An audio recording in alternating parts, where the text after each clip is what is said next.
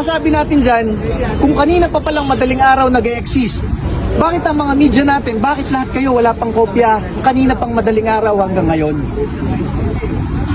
So sana po manindigan tayo, nagpapasalamat kami sa inyo mga taga-social media at taga-media. Dahil kung wala kayo dito, hindi nakikita ng mga Pilipino kung ano nangyayari ngayon dito sa labas ng Gate 5 ng Villamor Air Base. At kami nagtataka bakit dito dinala sa Villamor Air Base katabi ng airport. Ibig sabihin ba, merong intensyon na ilipad si Pangulong Duterte sa isang lugar na hindi na natin siya makikita? Nandiyan ang mga pulis, nandito ang airport, nandiyan ang mga aeroplano. Bakit dyan dinala? May info daw sir na meron na daw aeroplano from Netherlands na magdadala kay PRRD patungo sa sa ICC sa Netherlands. Masabi ko sa inyo, talagang abuso. Talagang ang galit ng mga Pilipino, abangan ninyo. Yung mga kinatawan sa Kongreso na nag-impeach kay Sara Duterte, hindi sila kumakatawan.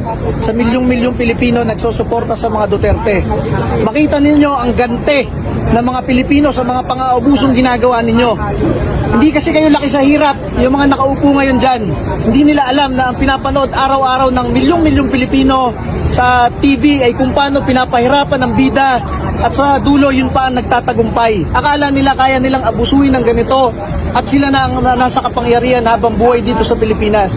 Etong ginagawa nila kay Pangulong Rodrigo Duterte, eto pa ang mitya kung paano mapabilis na matanggal sila sa ating gobyerno. Dahil ang pang-uubusong ginagawa nila ay hindi yan sasakyan ng sambayan ng Pilipino.